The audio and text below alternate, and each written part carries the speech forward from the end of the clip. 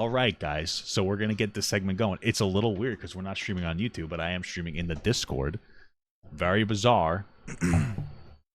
Because for some reason, Jubilee had like an automated response to pull down the video that I reacted to a third of this video already. We're just gonna re-react to it because I don't care.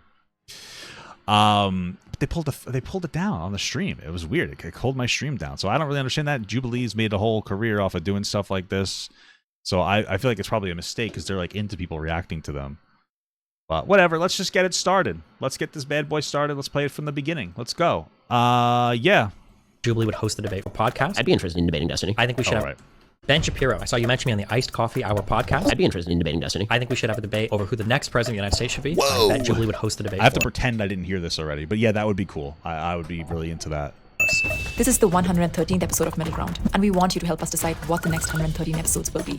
Join our Middle Ground Patreon community and make Middle Ground with us. Yeah, sounds good. Gay conservatives? I'm going to internalize which ones are the gay... Oh, they're all gay. Which ones are their conservatives, which ones are liberals. Okay, I got it. Gotcha. The gay community is over-sexualized. Okay. I have to repeat everything I said. Yeah, man, I don't think that this is true. I don't think that the gay community is over-sexualized. I think that pride events can be a little too sexualized. I also think that historically, there's been a narrative of over-sexualization put onto gay people. I think specifically gay men, that pushes the idea that it's just about sexualization, and I think that a lot of our opinions, or the public's opinions, get filtered through that. I don't know how inappropriate some aspects of the Pride event are, because all you're going to see is like the negative stuff, usually conservatives pushing it. That's not to say that it's not bad. I think that it should be an event that should be for everybody. I think that there's a lot of positive history in the LGBTQ to learn. But I don't think that represents the entire community. It's a Pride event. I don't think it's that big of a deal. Yeah. If anything, here's my thing. I think dudes like to do it. You know what I mean? Dudes like to do it in a different way than women. Men usually don't need to have as much emotional connection. And so if there is a little more hanky-panky going on, it's nothing to do with being gay. It's just because two dudes, like two guys are just like, they're like, yeah, we're down. You know what I mean? Women, it's a little harder. You got to rizz them up a little bit. You got to manipulate them. I'm just kidding. No, but it's a little different. So if there's a little more banging going on, I think that's probably a big part of it. So, Can the agreeers please step forward? All right. I like this guy's outfit. The gay community, because it's based off of our sexual attraction, it has a very easy time. And that I don't agree with. The gay community is not based off of sexual attraction. I think that's just not right. I've seen this guy say things before, so I'll probably be a little more critical of him. I've seen some of his content before. It's not about just sex. It's mostly about like love. Hey, we should be able to love who we want, marry who we want. We should be able to exist in public. We should be able to engage in the same level of PDA, public displays of affection, with our partners. One of the things that conservatives do a lot will be to say, "Oh, it's just about sex." It's not. It's not. It's an aspect of it. It's a very small aspect of it. Again, I understand that the Pride festivals is different, but when the title of this video is "Pride Still Necessary," right?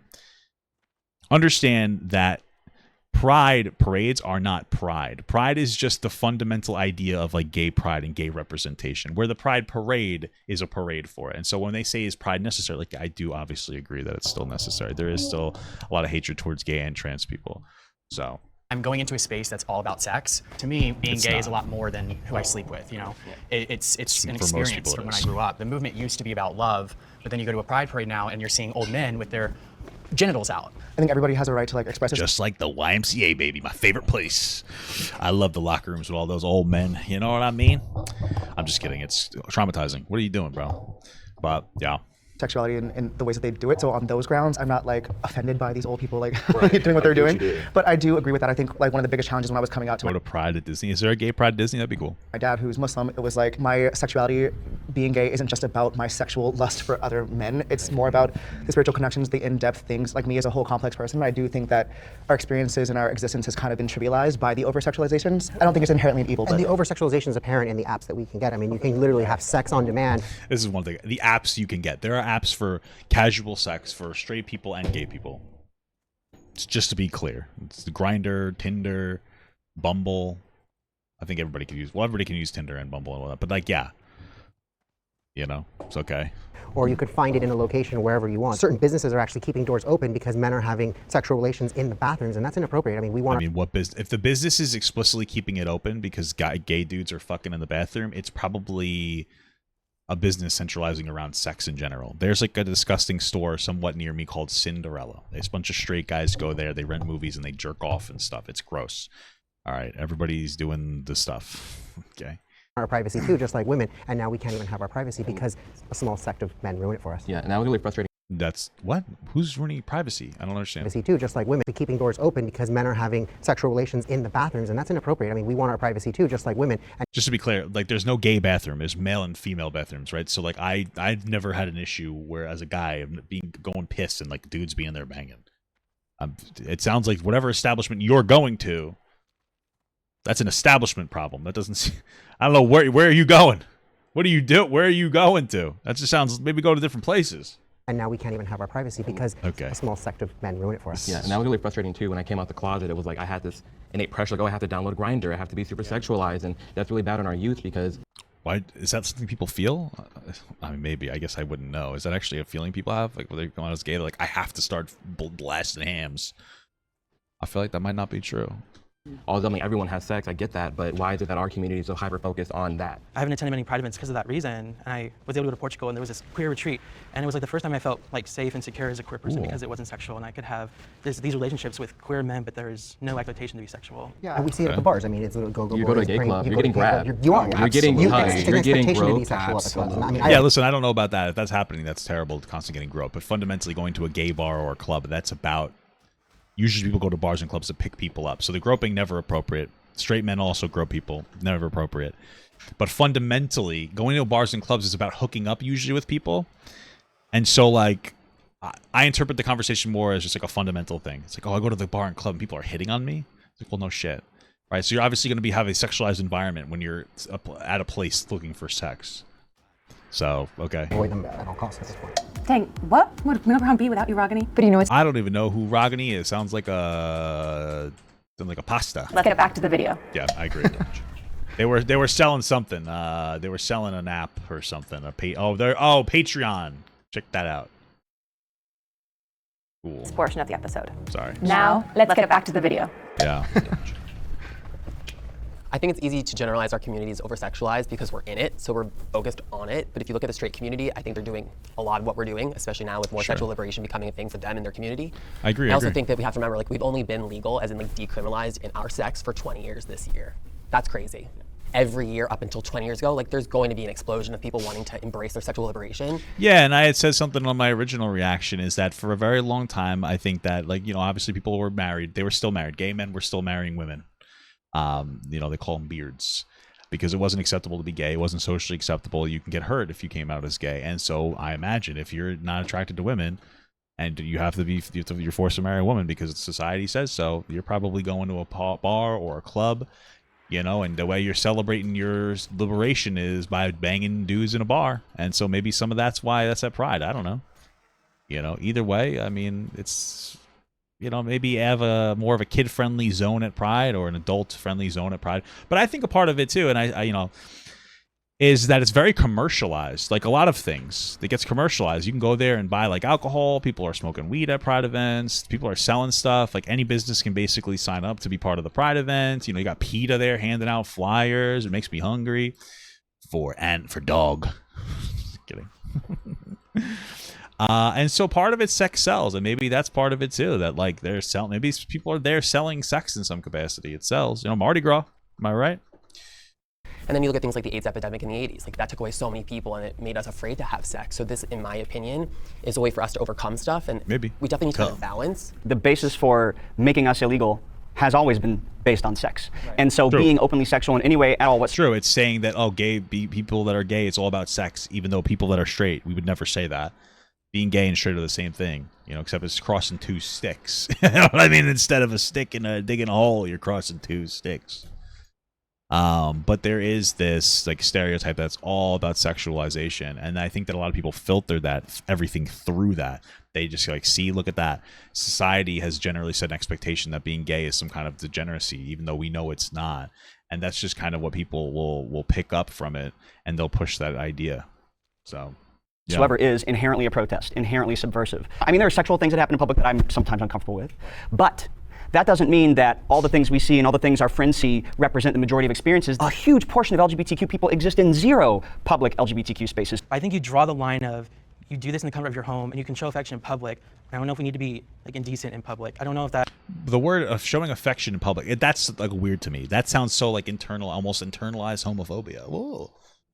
If you set a standard at like not showing affection to your gay partner in public, I just question that. I just kind of question that because why? Why do you? It just seems weird to me because you should be able to do the same thing straight people do. PDA, showing affection isn't the same thing as like fucking a guy in the bathroom or something. I don't know, whatever ridiculous shit that they're trying to say. So what's the problem with showing affection? To me, it just seems like you're against two dudes kissing for some reason. That would be considered. How do you define indecent? I've been Like I'm in a 20-year relationship, a 20-year monogamous relationship with my husband. And I say husband even though we're not married, but we're not groping each other in public. We can peck, we joke around. When I am. I grope my wife in public all the time. I love it. That's my wife. I smack her butt. Who cares? That's not an issue. That's what I'm saying. If a gay guy smacks his husband's ass or whatever, okay, I do the same thing to my wife's ass. She'll do it to me. I kissed her on the lips. Really not a big deal. Walk into a room, they know we're together because hold hands? yes, absolutely. We show extra affection at home in the privacy of our home or in the privacy of friends' homes because we feel comfortable in that. And what that though is your specific preference for public affection. There are a million rom-coms out there with heterosexual people, and a funny thing seen in that movie is straight people having sex in some public space. Correct. I still don't think that's appropriate. I don't necessarily But it doesn't matter if you think it's appropriate or not. That doesn't matter. That we're having a general conversation about like if it's being too much. If your example of it being too much is showing any level of PDA in public, then like you're not right. I don't know what to tell you. It's acceptable for anybody to show PDA. You can cringe and laugh at people that show too much PDA. Of course, I do. I love gossiping with my wife while we sit down in the food court at the mall. There's nothing wrong with gossiping, right? Wait, what was I saying? This isn't about gossiping. No, shut up. Nothing wrong with a little PDA, but there's nothing wrong with PDA. That's it. That's everything. That's the whole take. There's nothing wrong with it. Guys could do it, girls could do it, who cares? I'm just saying we're talking about personal preferences. I know, but I think a lot of times in this, and I don't disagree with what you guys said, but a lot of times what I'll hear is like, well, the straight people do this. And I always grew up saying, I clean my house before I tell somebody else to clean theirs. I'm not straight. Right. Therefore, if straight people are doing something wrong and gay people are doing something wrong, I'm going to address the gay people that are doing something wrong. Right, but the point of that is it's not the status quo, the standard is set at what the straight couples are doing. And so if you can just show that there's no disproportionate amount of degeneracy or whatever bullshit or sexual over-sexualization happening with gay people, then like that's the point. So to sit here and say, oh, let's not talk about straight people, like literally that's part of the conversation. You have to. We're talking about the proportionality of different behaviors in different communities. So what he's saying is just like trying to brush off what's actually going on. Saying like the people who have been setting the stage for all of us to like follow suit with. You know, like we live in a heteronormative culture. Like everything that we see is based off of the way that they exist. The whole idea of over-sexualization and things like that, I think the danger in it is that for so long it's been weaponized against us. So we're always kind of like under this magnifying glass of like, oh, well, can I hold hands? Can I kiss this person? And then, you know, I don't think we necessarily have to like mimic quote unquote bad behavior simply because that was what was served to us. Okay. Pride is still necessary. Yeah. Yes, I agree. Obviously, I think it's still necessary. It was just last year that they were trying to legislate, gay marriage to be illegal. That's obviously ridiculous. That's literally like a anti-constitution, right? Trans people are still being restricted in their shit. We're not going to get into it too much because this isn't about trans people, but Pride fundamentally is about gay and trans people. Yeah, I think that the advocacy is still positive. They're more accepted than they've ever been, but there's still a lot of people who wish it wasn't like that. So, wow, I'm just missing everything. Incredible. Yeah, I think Pride's necessary, but we need a PR revamp. Yeah, I think we need a rebrand. I take a lot of issues with what I see at Pride parades now, just because, as we've discussed previously, I think that it's a little bit over-sexualized. We're celebrating essentially sex rather than love, and we have people running around riding bikes with their balls out in front of kids. And for me, where are you seeing this? Yeah, what prides are you going to? New York City and Seattle. And that's one of the things that, because I got to this, we passed this part already, but we're redoing it, but was that I wonder how much it really is happening, because I've never been to a Pride parade, and I'm sure that the sexualization exists, but I wonder to what degree. I wonder how much of it's being pushed on us or over sensationalized or over represented at these parades. I really just don't know. So, you know. Both of those had naked people walking the streets. Walking San on Francisco. bikes, or- One of them was on a bike. I saw the video of him on a bike. I didn't want to. I would never have my balls out on a bike. That sounds Yeah, dangerous. well, no, me either. It's Me either. But it is it's the a- fact that it is allowed because we have this shield of it's pride, don't mess with gay people because of our history, which is granted. But people are afraid to look at our culture and say that's not acceptable because if straight people. Nobody's afraid of doing that. Like, this is what I'm talking about. Nobody's afraid to do that. Conservatives won't stop over policing gay people. What are you talking about? People are afraid to. If your argument is people on the left might be afraid to criticize the over-sexualization, that's a fair point. Sure, no problem. But fundamentally speaking, what you're saying is nonsense, right? We understand that. You're just not right about what you just said. Just to be clear. Well, we're walking around doing that. It would be a totally different discussion. I don't think that's the majority of the issue, though. I mean, the reality is that being visible, period, is vital. Absolutely. We can be none of visible us will. without being sexual. None of us will be alive to see the day when heterosexual people and homosexual people have equal agency in what's allowed and what's not allowed in the public space. Me personally, I actually think Pride is very necessary. I love it. I wouldn't say Pride parades. I feel like you guys are leaning towards like the parades itself. Pride is like liberation, you know. Proud of who you are. And Yes, yourself, and accepting just, yourself. accepting yourself and having the people around you in your circle really accept you. It really tells the future generation, like, not only is it okay, but look how far we've come. At 2011, you know, the Don't Ask, Don't Tell policy was I come pretty far. A couple feet. abolished. I'm in the military, and had that not been abolished, I would not be able to be, you know, a minority, be openly gay, and still be able to serve my country. Yeah, and I want to just say thank you for your service before. Yeah, when was Don't Ask, Don't Tell even like when was Don't Ask, Don't Tell revoked? That was kind of recent. 17 years. Wow. Damn. It's crazy. We've made a lot of progress in this short time, huh? It's fucking wild. Move on, and that's a prime example of the pride that I would love to attend. Is someone who highlights service members, gay service members, gay CEOs, people who are successful, who are contributing to society. Celebrate who you are, love who you are, but the pride is no longer about being overly promiscuous because we're not allowed to. We don't need to overcorrect to the point that we start to get backlash. We need to correct our PR. But I still think we're looking at a small group of the people that are at Pride. But the small instead, groups, but they speak the loudest. No, but they don't always. Well, I mean, listen, you should always police bad groups of people in any community, but the small, like you can't make that a representation of the entire community. Oh, there's like a 1/10 of a 1/1000th of a percent of people are acting bad in this community. That means that we're all bad. You know, by that logic, we would have to say that all men are bad because there's a lot of men doing bad things. Like a lot of men are, you know, they're more violent. They're higher arrest for more violent crimes. You know what I mean? Like, well, we don't do that, obviously, because we don't generalize to that degree. You said you saw 2 people naked. Like No, those, 2 separate instances of groups of people who were naked with their hundreds of butts out. thousands. Exactly, Right, exactly. around the world. And but like that you were gets saying, highlighted. Looking I at would say, would you have the link on you? I mean, I want to take a look at it. I just want to take a little look, you know? specific things with a level of shame, and then have to look at like where are we shameful within ourselves, and why is that something that we should be ashamed of in general? Like, why is nudity shameful in general? I agree with you about nudity itself is not sexual. I don't think so. Because I have been to new places. It's not sexual, but when you make it sexual, that's the problem. It can be indecent exposure at some of these things, and Pride needs to not be complacent and address it. Sure. This should be interesting. Yes, heels. I know. I'm alone on this one. But the reason I'm alone on this one is because I organized one of the most successful prides in my community in 2016. I invited groups that were outside the norm, like the NRA and the local GOP, including the Democrats. Because for me, it was important that this event reach the entire community more than just saying we are a sexual being. We wanted to educate the people. I was told I was never allowed to help them again because how dare I invite a hate group like the NRA when all I wanted to do was arm LGBT people and educate them on how to protect themselves. Because as you Like, listen, you know, here's my thing. That's cool. You know, teach people guns and all that, whatever. My thing fundamentally is I can't imagine that the GOP being at a gay event is going to make a bunch of gay people feel comfortable. Because, like, Republicans are trying to restrict gay people's rights. It's not all Republicans, but they're, like, again, it was last year, Ted Cruz trying to stop gay marriage. He's trying to make it so you couldn't get gay married in a conservative state. That is literally against the Constitution. Separation of church and state is huge.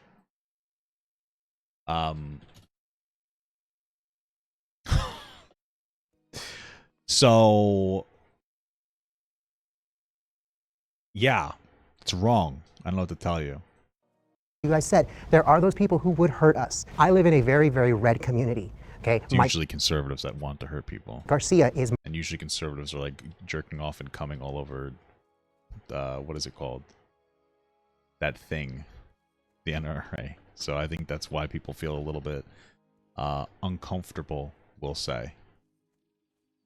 So my representative. In Santa Clarita? Yeah, in Santa Me too. Clarita. But I dress like this to galas. Big government galas, realtor galas. No one has said anything to me. And in fact, all I get is positive affirmation that, hey, you're living your best life. And I say, it's not really necessary because I can walk down my street in heels and braids. In California. Yeah, you are so privileged in that way. In Republican-controlled California, A recent yes. poll of Californians found that 35% of Californians feel that homosexuality should be discouraged. I've done this so in great for you that you're Michigan. in LA I've done this in Michigan. I've done this in Tennessee. I've done this in Missouri. And you I've walk done around this like this in all those states. Yes, I have. Yes, I have. And I had It's absolutely slightly no red, it's not issues. completely I walked red. into a backwoods bar in the middle of Nashville where it was a double wide that had been converted to a bar, and it was one of those record What does scratch. your husband look like? My husband is 6'4", and he's And there's your a man. protection. That's not my That is protection. I walk in that. Well, that is a bit of protection, having a very large husband.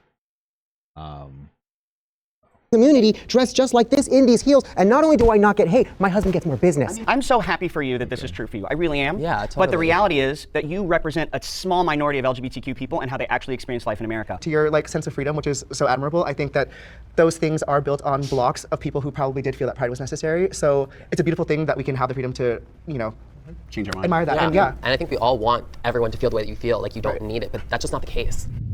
My name is Sean, and I'm a Patreon member Hi, who is Sean. asked to read you this next prompt.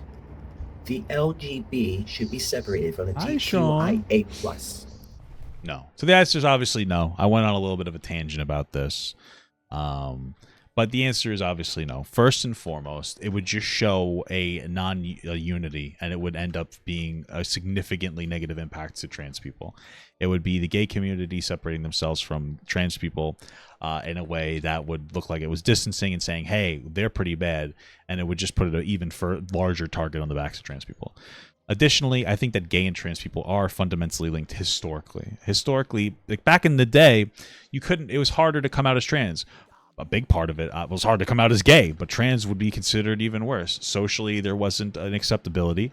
I think that we didn't have the same robust mental health structures to help people that had gender dysphoria. We definitely didn't have the same hormonal structures to help people express themselves the way that they are on the inside. And so the separation just from that perspective ends up putting a target on trans people. It's not good. It would be destructive to the trans community and trans advocation. For this connection would be a destruction, and it doesn't even make sense historically because these groups are linked. Sorry, I went off, I had a little bit of brain fart for there. So yeah, it's just not a good idea. I think that if this optics, I understand optics can be very important, but in this case, it's like the optics are getting in the way. It kind of feels like there's when I hear progressives especially say this, there's progressives that are almost trying to seem like they're middle grounded in their perspective and saying like, oh, that does sound reasonable. It doesn't when you factor everything in. To me, it's more of almost like a virtue signal, to be honest with you, of like, no, I could be reasonable. And like you're signaling to people that you can be middle ground and level headed. That's not a particularly good middle ground take. So yeah, I vehemently disagree with that. I understand this is middle ground, but they're trying to find middle ground. I understand that.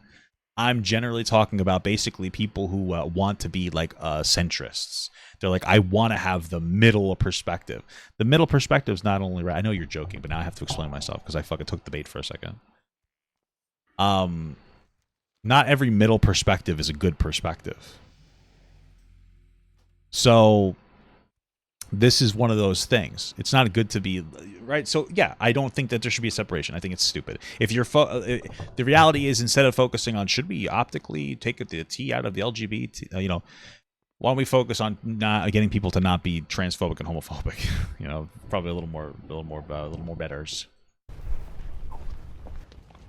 Saying they should be separated is not saying that one is less important.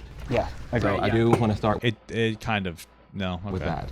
But I do think that the LGB is very specific, rooted in science. It's very clear as day. You have lesbian, gay, and bi. Sure. Main difference between male and female, we all know what that is. The reason why I stepped forward with hesitation. Sure, but listen, to be clear, so the concept of trans identity is something that has there's a lot of science around that as well. A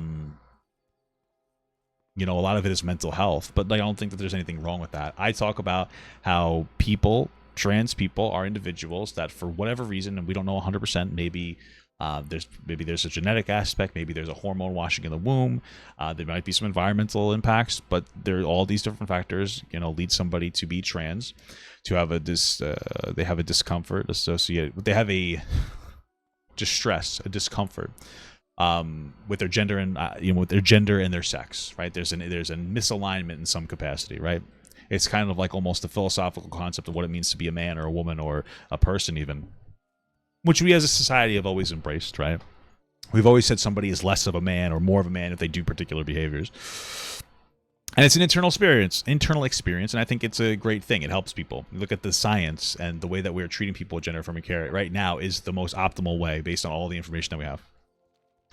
And I compare it to religion sometimes. Religion and gender, they're both internal experiences that you cannot prove externally in any capacity, but a bunch of people have this experience, and I think it's valid as long as it doesn't hurt anybody. Unfortunately, LGBTQ, not hurting anybody. Religion is, historically, just to be clear, right? And I think it's not a big deal to be accepting of gay and trans people. So because I think that there are such lived differences and experiences that we experience, although collectively I think that we all know the collective experience of being a sexual deviant. There just is a difference in lived experience that I think is important to talk about and acknowledge, and that's my grounds for agreeing with perhaps a separation. Mine is very different. To be clear, the science is very solid on identities other than gender assigned at birth being valid. Science is very clear, robust, there is no question that it's legit. We, as cisgender people, do a really bad job of standing up for people who aren't cisgender. I call out the fact that cisgender queer people are treated differently than non-cisgender queer people. And until we do better, we don't deserve to have the letters be together. Much better grounds.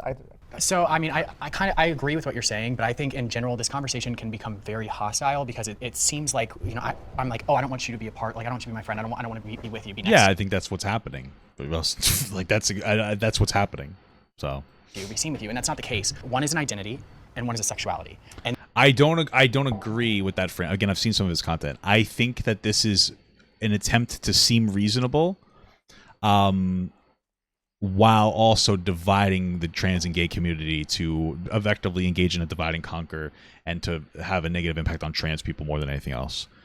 I don't think it's genuine to say no. It just logically makes sense because they are different. They are different. But when we look at logic, we also look at that we're human beings. Our logic has to be engaged differently. We understand that people have emotions and they have different emotional impacts with different things, right? Like, for instance, let's say that you work a job and you got a guy that's been there for 25 years and then you have a guy that's been there for 3 years. They both work the same position, but don't worry, the one guy gets scaled pay. And there's a management position that's up to be open. And that guy that was only been there for 3 years is objectively, based on the numbers, he's just better at the job and he would be a better fit for the manager. But that guy that's been there 25 years has been waiting for that position. Obviously, the most logical thing to do is just give the guy with 3 years that's only been there for 3 years that's more effective. You give him the job, and I think you should probably do that. But you would understand that you would have to talk to the other guy because he has emotions that are very valid and very human that you need to address as well. And so we don't specifically operate with emotions. We have to look at, or logic. We have to look at a mixture between logic and emotions. And so logically, sure, they're different things, but when it comes down to the logic of people, like, we have to understand that there's more than just, do we separate these two things to categorize them better? No, it's a lot more than that. It's a big part of it is, are we going to destroy one community in this separation because it's going to look like they're not standing together? And I think that that's what will happen, right? And that's just the simple difference between the two. Eventually, as both groups are fighting for their own personal interests, those are going to not work cohesively. So one is going to be quieter, and one is going to get taken advantage of, etc. That's my thing. Neither of them, there's no conflict of interest between gay and trans people. So. And it's not that we can't support the TQ+. Right. I just think that they're two vastly different things. I think that you oversimplify identity versus sexuality, though, because there are tons of men who identify. I'm pretty sure soon he's the one that makes this argument that, like, basically trans people are trying to go after your kids. So, like, yeah, he clearly is. He's a transphobic gay guy. That's what it comes down to. Right? Who have on occasion, with regularity, once in their life, sex with men, which is why I think once with men, sure, experimenting, but I think hey, listen, if there is don't call me gay just because I experimented a couple times. guy that's identifying as straight that sometimes dabbles with men. might identify as straight, but he's So, not. You're bi. so two things. First of all, there are lots of gay men that we are that we can call gay all day and all night that occasionally have sex with women, and we don't question whether or not they're gay. They're bi. But are you entitled to titling someone bitch. else's? We Is are that up to you? The title is an objective fact. If Yeah. you sleep with men and women, then you are bi. What if someone that you were I don't care talking what about you doesn't feel. agree? Yeah. If you don't That agree, doesn't that's make fine. sense. But the fact is, you sleep with men and women, so you're bi. Flat out. Can we not talk about who we're having sex with? Just for this problem. Because a lot of what's in the media today is sensationalized content about, targeting children. Some of it, a lot of it is valid, and some of it is not. None of, that's But what I'm a talking lot about. of None of it is valid. Damn, I almost killed him. There's nothing valid. There's no targeting of children. That is an objective falsehood. It's not true. And if anybody has a problem with it that watches the video, you can pop into the stream and you can desperately try to explain to me how the children are being targeted, because you're wrong, and I'll explain to you why you're wrong. There's nothing there that's targeting children. Most of this centralizes around drag shows. Oh, because these kids are going to drag shows. It's like parents are taking them. Drag shows aren't a big deal. It's just basically a person in a costume, as long as it's not inappropriate drag attire. Who cares? It doesn't matter. Nobody's trying to target children. A lot of this comes down to around schools too, because it's like in schools they're trying to teach our kids about sex, okay? Or they're trying to teach our kids that gay people exist. It's like, okay, that doesn't matter. These things don't matter. There's no actual thing that's happening where children are being targeted. It just doesn't exist. And I really, come into the stream. Go find me when I'm streaming. And just come. You can come in and we can have a conversation about it. I have no problem with that, because you're just so objectively wrong about this. It's just you. A lot of people are uncomfortable with gay people, and they will say they're going after our kids. Nobody's going after your kid. In school, it really is just like teaching acceptance, because gay kids exist. People will be like, no, that's not true. It is true. You're born gay. It doesn't really matter. Okay? Just stop. There's nobody's coming after you. If anybody's coming after your kids, what do you want me to tell you? No, it's definitely not gay people, okay? So knock it off. Stop it with the bullshit. times it's gay men that are doing it, and trans people are getting blamed for it. When He's it's really talking gay about drag. No, you're being stupid and wrong. men in drag. And because the letters are together, people don't know the difference. And even when I first started coming out, the first thing that somebody said to me was, "Are you going to transition into a woman?" And I'm like, "Wait, what? That has nothing to do with my sexuality. There's nothing wrong with doing that, but because they're together from an outsider's point of view, optically, I think if our goal is to educate so you could just educate them by explaining to them those are two different things, and then we can move on. Optically, this is just an attempt to seem like a reasonable person while you divide people and trans people from your community because you don't like them. The fact of the matter is once you're talking about this, the whole drag thing is just like a dumb conversation, and you don't care about kids because again, I'm not trying to be an asshole. There's all this conversation about legislating people's inability to do drag around kids. There's no legislation from conservatives about gun control, even though that's the number one cause of death of children, 1 to 19. So you don't. It's not about kids. It's about how comfortable you are. It's about how comfortable you feel with something that you have an emotional reaction to because your book says that they're bad. That's really what it's always about. So populace on who we are, then we need to make a more clear distinction between LGB and TQ+. I don't disagree. I think it's just important that if we do that, we don't erase any of the validity of the people who are in the group that we're not a part of. And also, what I wonder about in this context is some people are born intersex, so they have sexual organs of both genders. How do we identify under the criteria you guys have identified? How would we label them? Because if they have both and they have sex with, that would be cool though. Imagine meeting somebody with both. I mean, that's just double the fun. You know what I mean? I'd be fine with that. That'd be cool. But I love my wife. But I tell her, I say, it'd be cool if every once in a while, once a month, if you grew a penis for a day. That'd be fun. Maybe I get to pick the day because she might not be in the mood, and I don't want to force her to do anything. So, I'd be down with that'd be cool, right? Now, I'm not the only one who's thought about this, right? You guys are with me on that. Huh? Come on. You guys are thinking the same thing I'm thinking. I know I'm not alone. You're just too ashamed. You're too afraid to admit it. I'm not. I don't give a fuck. I don't care. Because here's my thing. Here's my thing. I would never interact with a fake phallus, we'll call it, with my wife.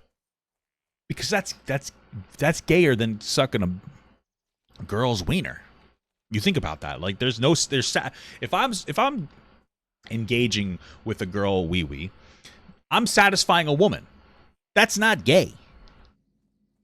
But if, I mean, it might be a little bit because, you know, you're taking a traditional, you know what I'm saying. But the reality is it's majority straight. If I'm sucking who's that for? A plastic thing. Who's that for? That's just for me. You know, I'm the only one that's getting satisfied from that. That's you know what I'm saying, dude. That's a little weird, and that's fine. There's nothing wrong with it. That's not weird. That's, if you're into that's fine. But for me, you know, it's gayer. I think I'm right. Only one gender. What are they? It's such a rare case. I'm not But it saying does they don't exist. exist. I don't think the exception makes the rule. Yeah, like there's people born. You like how he does this? See, this is great because the intersex conversation is silly. But if you notice what he just said, he's like, I don't think the exception makes the rule. Really? Because before you were talking about how we really need to police gay people because a very small amount of them were being too sexualized in public. So you do think that the exception makes the rule.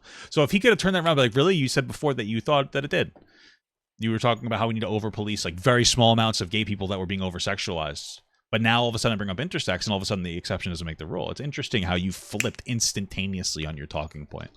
With 11 I think fingers. as human beings, we like to package things that we can develop a palette for. We like to make things more palatable. We like to establish clear-cut rubrics for what is and what isn't a person. I think that's just the natural human That's tendency. how our brain categorizes. But I think that, you know, what separates us from the apes is that we can give credence to these differences and create pockets of space, at least for a discussion, if you don't You know, necessarily I do agree. have Credence's wand from the Harry Potter movie here. This wand, I just should have brought another thing. This wand is definitely going after kids, bro, because, you know, as Ezra Miller was the one who played Credence. Where were we? I don't necessarily do either. I'm just saying we're talking about personal I think preferences. I know, but I think a lot of times in this Representative. Who's And Clarita? At Stonewall, and because she didn't throw the first. The first thing that somebody said to me was, "Are you going to transition into a woman?" And I'm like, "Wait, Sorry, what? That has nothing to do." The criteria you guys have identified, are they? I think as human beings, for what is and what isn't a person, I think that's just the natural human That's tendency. how our brain categorizes. But I think that, you know, what separates us from the apes is that we can give credence to these differences and create pockets of space, at least for a discussion, if you don't necessarily agree or whatever. You know. I think it would be an incredible disservice to the transgender community who gave us a lot of the beginning for us to fight for our rights, a separation from them, now that we have our rights. That's just so privileged of us, like Marsha P. Johnson threw that first brick at Stonewall, and because of her... She didn't throw the first brick. Or the second She got there at 2 a.m., first of all, and second of all, Marsha P. Johnson was also a gay man, so when she was fighting... So right there, this is what I'm talking about. They're still debated on whether Marsha P. Johnson was a trans woman or a gay man. We don't know. And that's what I'm saying, because there's no way, it would be very difficult for that person to identify the way that they wanted to, more difficult back then. And so that's what I'm saying. There's fundamentally linked. There's a fundamental link between gay and trans people, because historically, like, trans women would have to identify as gay men. Like, these communities are just intertwined in a way where it would be ridiculous to separate them. Fighting for those rights, she was fighting for gay rights because she was gay. Was she a I gay totally man because agree. of the time that it was? She didn't transition until long after Stonewall actually happened. But that's neither here nor there. well- We're here to defend. I'm here to defend the TQ being part of the LGB. Yes, there are some gay men that will overlook what's underneath the belt. That happens. But to say that you have to like them, that's wrong. First of all, ignoring under the belt that you're talking, like, trans people can still be gay. I don't know what the fuck you're talking about. Second of all, what do you talk about have to like them? What? Belt, that happens. But to say that you have to like them, that's wrong. And I also have a heart for this problem. This person obviously doesn't like trans people. You do you. You're entitled to your opinion. But that's their motivation for wanting to separate them. So. Q, because we can't clearly define the Q. When I was young, it was questioning. Now it's queer. Queer was a slur once upon a time. So but we'll just do LGBT, and we're good. We're all set. We're all set. At those people who were former homosexuals who now live a heterosexual lifestyle. They're never going to be accepted by the straight community, and they're not going to be accepted by our community. Who's this is? I don't understand this point, because this is pretty much around where the lodge kicked out. So people who were gay that are living straight, they're the who now live a heterosexual queer. Queer was a slur once upon a time. But I look at those people who were former homosexuals who now live a heterosexual lifestyle. So gay people who are like closeted. I don't understand what. I mean, like, I understand experimenting, but if you were like full blown gay, I feel like that doesn't go away. Maybe I'm wrong. They're never going to be accepted by the straight community. And what is the straight community? They're not going to be accepted by our community.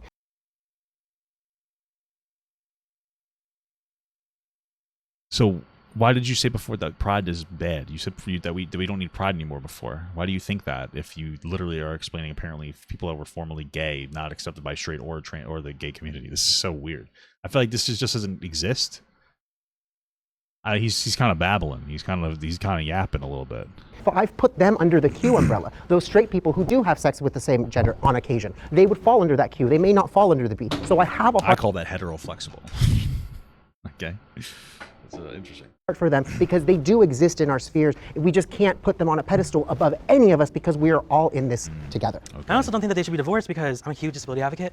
I have a mental health condition. It's very different from someone who uses a wheelchair. We still have a disability. What they're getting at is that we're a minority. What the fuck are you talking about? They're a minority, and the more that you take apart those minorities, the harder it is for us to fight for our rights. The queer community is already divided. Since the queer community is already divided, I think separating the two is going to make them even more divided and a lot more animosity between queer and T with LGBT. It's a double-edged sword because in one way it's like, okay, well, we don't. I'm getting like reminded of a hamburger. I'm getting hungry. I don't even like lettuce or tomato, but I want a B burger, a bacon burger. Divide too much because we don't want to lose our united front against heteronormativity or whatever. But then at the same time, if we can't teach the nuances of our various identities to a heteronormative society, then it's like, okay, well. Well, you can. People just have to want to engage. That's the thing. It doesn't matter if you package it as LGB with a separate from T or not. People don't care. It's not all of a sudden going to make conservatives care because you decided to disconnect trans people from fucking gay and bisexual people. It's not gonna do anything for education. Nobody's gonna tune in now that you said that. They're just gonna feel empowered because they were able to divide and conquer. So this isn't going to help any type of advocation or spreading of awareness at all. It's not that confusing. If you're actually interested, you can educate yourself, but people just aren't interested in educating themselves. And you do you, but it's not going to increase the education because of this. Nobody's sitting there like, damn, I really would be more interested in learning about trans people if they just weren't with the part of the damn gays. Like, what do you think is happening? Like, nobody's doing that, right? Well, aren't you gay? Aren't you trans? Like, it's all the same thing to them. So I think it's a balance between. Most people understand that it's not the same thing. Being all awash. This is just why you would need to teach comprehensive shit like LGBTQ in schools.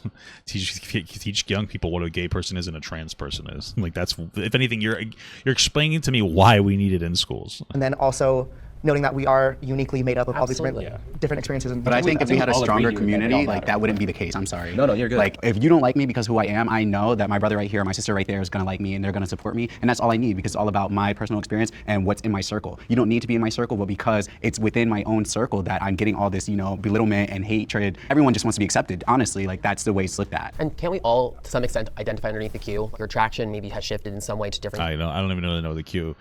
I don't really know what. I think it just kind of means everything else. LGBTQ, and the rest. Types of men, like things are constantly evolving and in my opinion fluid. So to kind of force ourselves even into the LGB is to sit within the binary that doesn't help any of us anyways.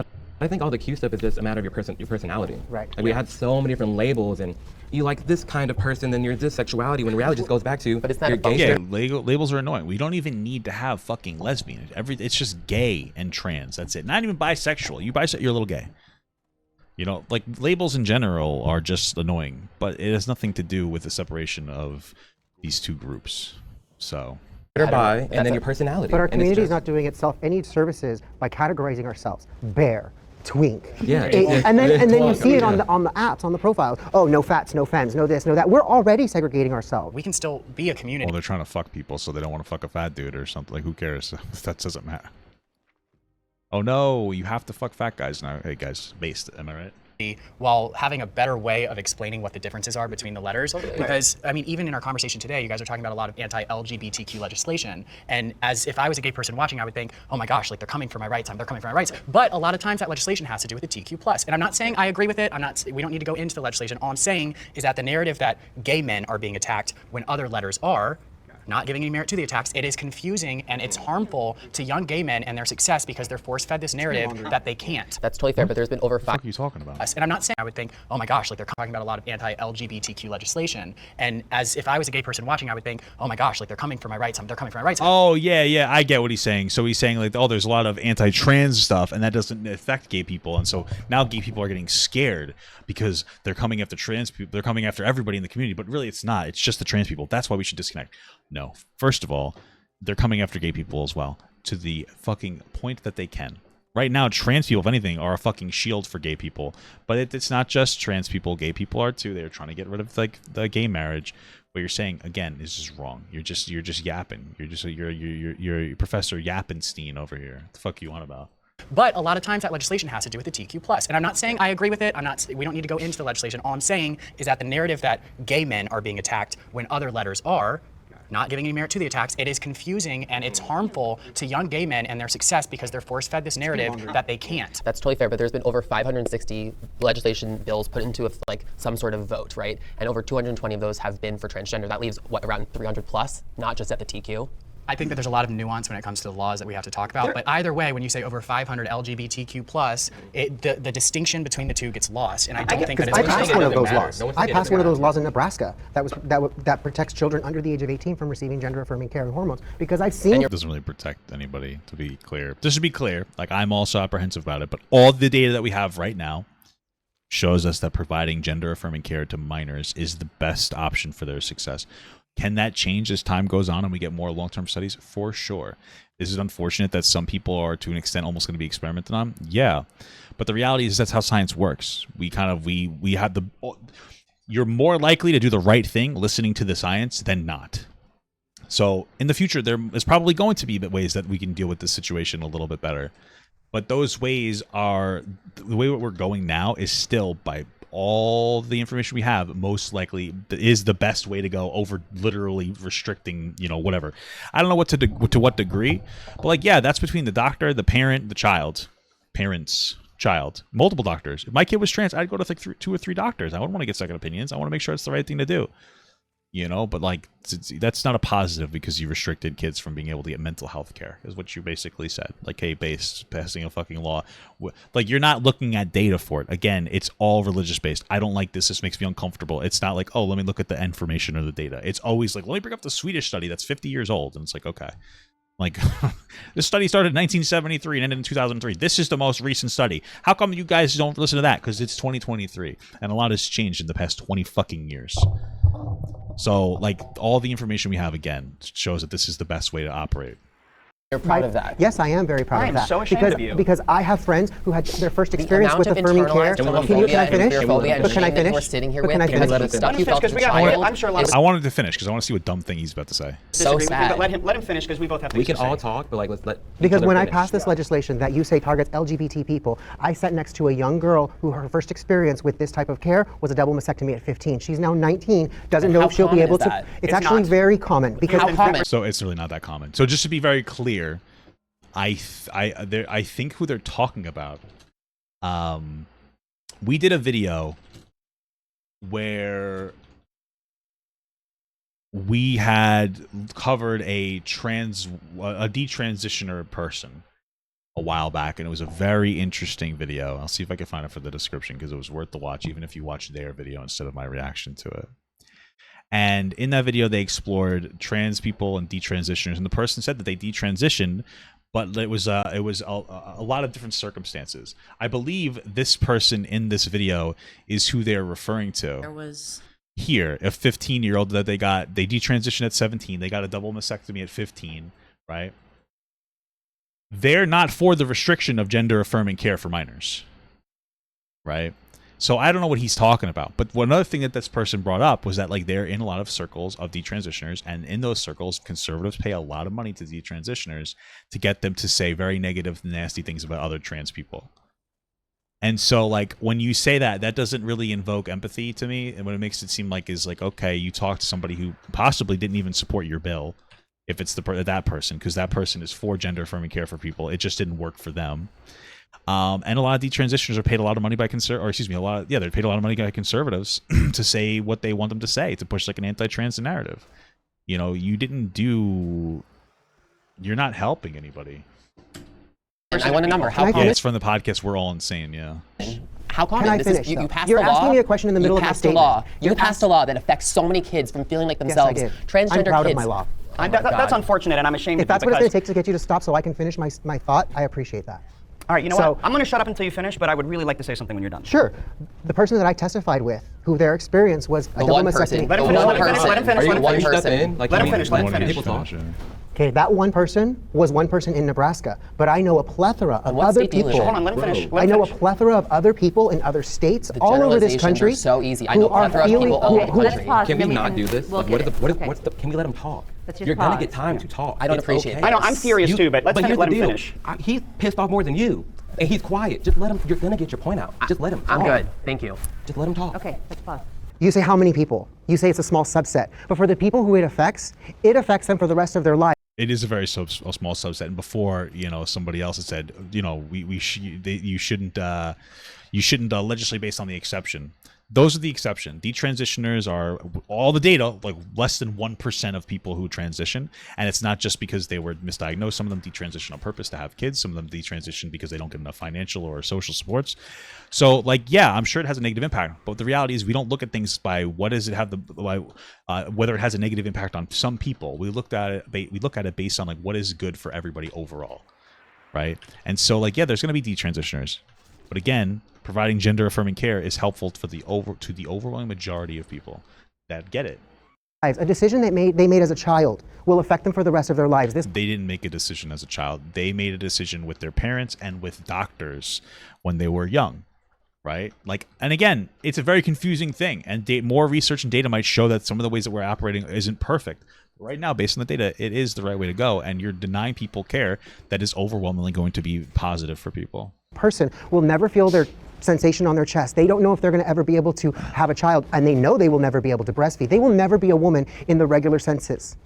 And this is happening more and more because we are conditioning our young people to say, hey, this is okay, you can make these decisions. As a senior in this community, I have to say, wait a second.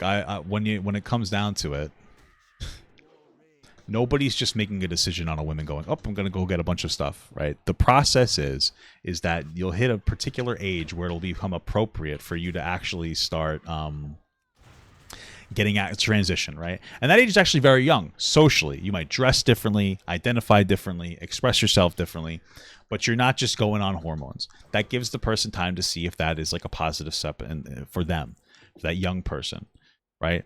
After that happens, there's hormonal decisions to puberty block, of course, which are generally reversible because people aren't on them for super long until, I imagine, you start using other hormones to induce a period of like another gender.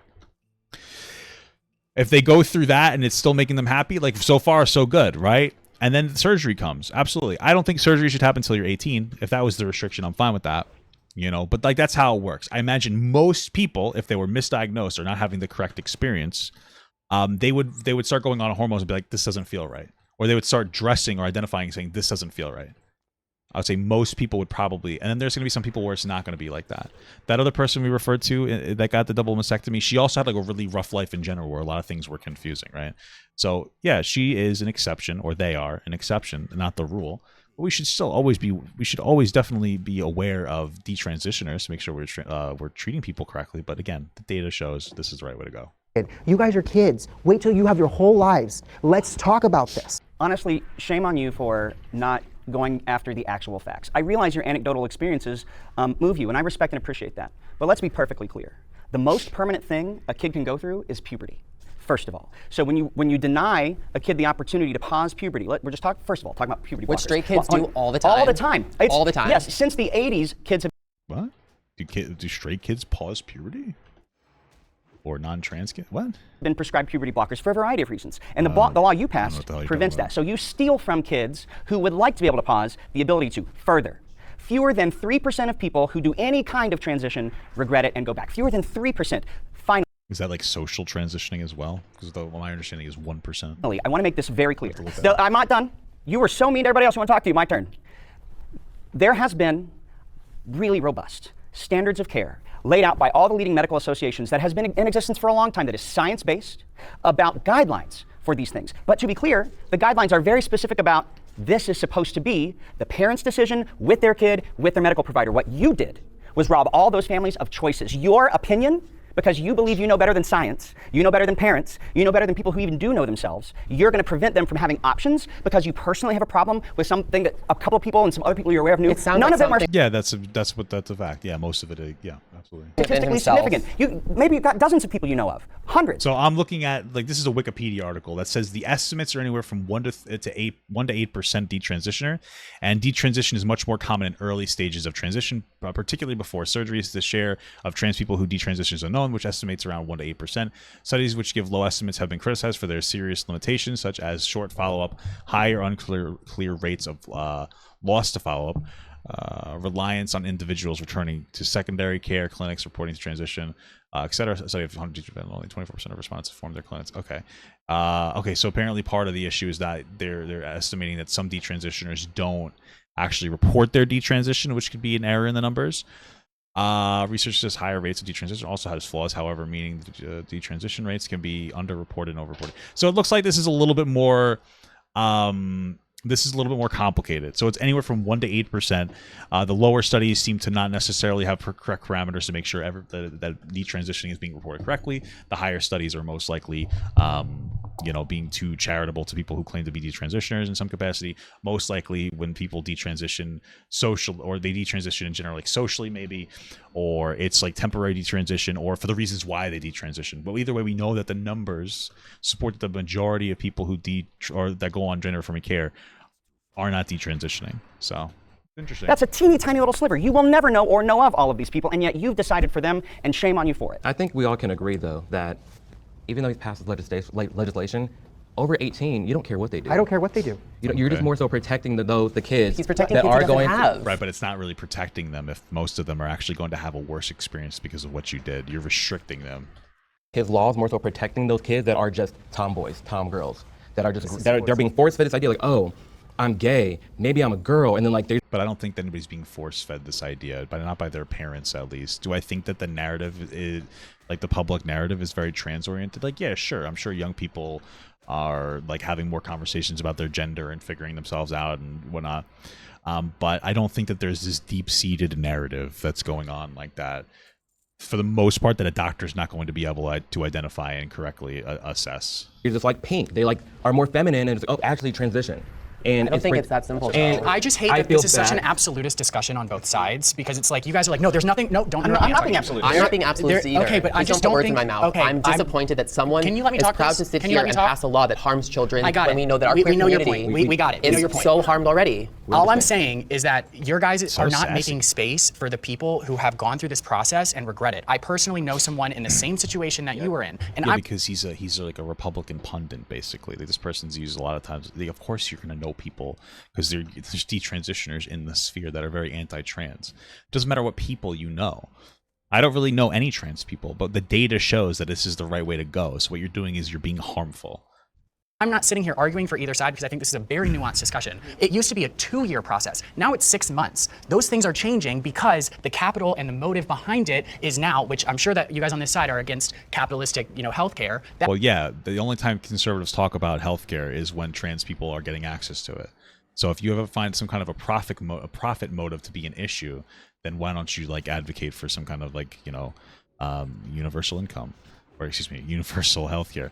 That being said, like I think that's very conspiracy-esque to try to make it seem like, oh, this is just a capitalist or there's just money behind it. That's why people are transitioning. No, it's most likely because we're getting better at the science, so we're able to provide healthcare sooner. The reality is that if you get anything, whether it's like cancer or an ADHD diagnosis, they don't make you wait 6 months to 2 years to start transitioning or to start going on medication. It's going to be based on the specific thing that you have, and they're going to implement particular guidelines. I think it's good to wait a little while before implementing some care. It's going to be dependent on the specific thing. Gender dysphoria, anything else. Hell, even like something like ADHD, going on medication right away is probably not the best idea. You should probably start with some kind of behavioral protocol. But the fact that it apparently has gone from 2 years down to 6 months, that doesn't do anything for me to be like, oh, that's bad. Why would that be bad? It's just a shifting. It's shifting, especially if you're a young person who needs to get that, like you have your puberty block to figure out your shit, what's going on. Why would 2 years be good? You'll be going through, you've gone through a significant amount of puberty at that point. So that's pushing it. And those guidelines, yes. And There's a lot of money to be made in gender-affirming care. A lot of money to the doctors who are. Sure, I'm sure that there is. There's a lot of money to be made in all healthcare. So stop criticizing trans people and start criticizing the general system. 1.6 million per child that gets on it. That's throughout their lifetime. That's how much that There are pharma so makes many from it. other things that kids get that make people more money. I understand that, but you're not leaving any room for nuance in this discussion. Actually, I would argue that you guys aren't leaving room for You nuance. just keep saying nuance. He doesn't really understand what he's talking about. They could push back so much harder against this guy. Because you make a decision. I never said a statement. Well, okay, on I it. apologize. And for those of you that I have been mean to, I'm sorry. I love and respect all of you as people. I don't. Nuance is valuable, And that's why we leave it up to the parents and the medical professionals and the individuals who Yeah, make sure. these I agree. decisions. There are people who get hair plugs and regret it. There are people who get nose jobs and regret it. There is no such thing. we don't There's get no, hair I'm not- plugs. I got a penis reduction surgery because it was so big. You know, it was such a big piece of meat, and I regret it. You know, somebody should have said, "Oh, you know, you should keep that massive hog." You know, it's still huge. But I regret it, you know. It's just like, damn, why did I do that? Why did I have a massive hog reduction surgery? You know? Damn shame. There is nose no job to kids. there- Like, no, kids- I- kids there- can get the nose point is jobs. Who get nose jobs and regret it. There is no such But thing. we don't There's give no, hair I'm not- plugs and there's nose no- job to kids. there- Like kids, no, kids can get the nose point is- jobs, okay, can get pause. breast jobs. Of course, kids are getting this all the time. Oh, he's done. She's waiting on us. Sorry, I think it sounds like we're not really going to find a middle ground between some of you.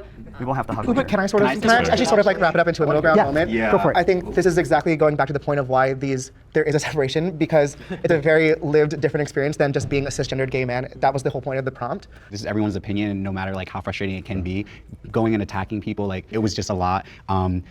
If that was me, like I would be so mad and I would just go off. So I commend you for really like holding your composure. And I just want to apologize because that's absolutely right. And I broke. I my- feel like they must have edited down a lot of this shit because something crazy must have went on that we don't really know about.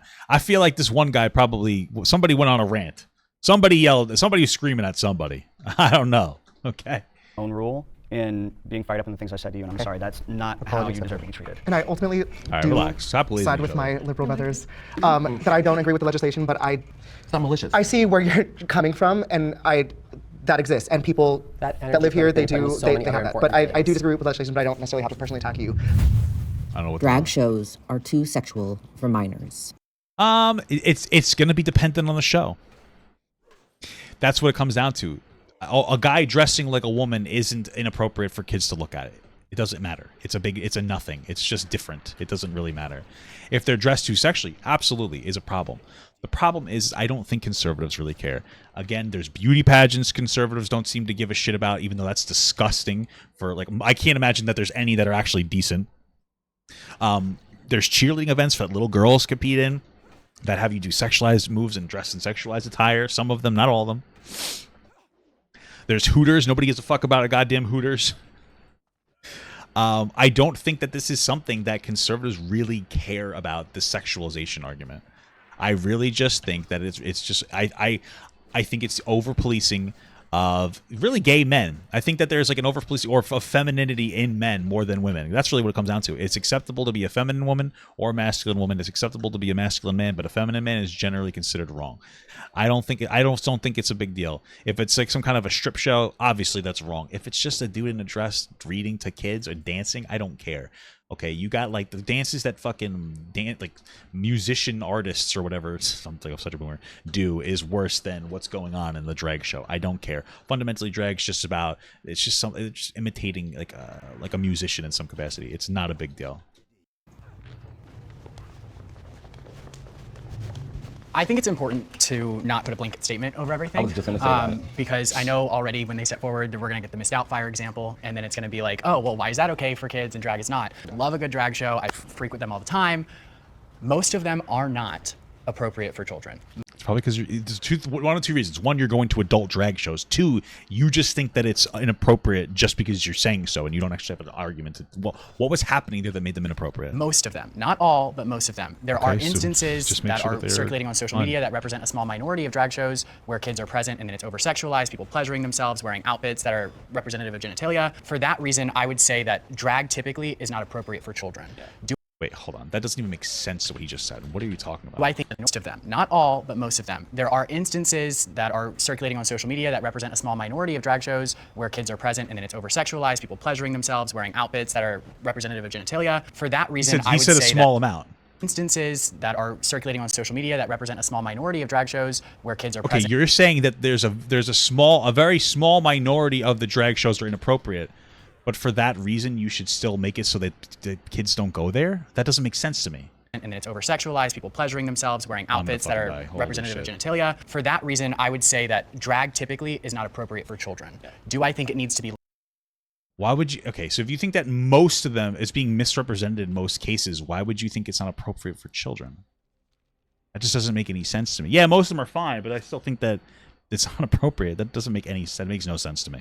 What he's saying, it makes no sense. Legislated? No, because I don't trust the government to legislate it responsibly, but I do trust parents to use their better judgment and know that when something is typically sexual, it most likely will be, so just don't take your kids there. And I disagree with them. There were folks trying to ban drag. You can't do that. We have the First Amendment free expression. I think drag should be able to be celebrated and just kind of dress however you want.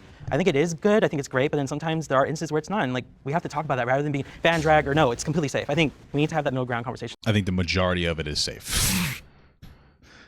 This is our conversation. Hey, make sure you don't take your kid to an inappropriate drag show. That's it. This conversation doesn't need to be this robust. Again, if it was about protecting children, we'd have gun legislation from conservatives. On what that means. As a child who wore my sister's clothes, I wore my mom's makeup, I put on their heels, I did all the things, I just explored my, who I was. Feeling comfortable expressing yourself and being around drag could be, like for a kid like me, if I saw that it was okay to dress up and nobody was like shaming me, maybe that could be helpful, but that doesn't change the fact that the majority of drag shows that we see today are sexualized. We have to even start with said that most of them aren't. What the fuck are you talking about? The majority of kids going to drag shows are not sexualized. There are instances, I've seen them before. There was one of like some crazy shit going on. It was a parents event. It was like the parents could take their babies, like their 1-year-olds there, to watch the drag show. The concept was that like this way you don't have to find a babysitter. Kids probably shouldn't be going there. But then again, the kid doesn't know what's going on. They're not getting grinded on or molested. It's just the kid sitting there playing with fucking blocks while some drag person does the splits. Really not that big of a deal. Yeah, let parents make the decision to whether they bring their kid to the drag show or not. That's it.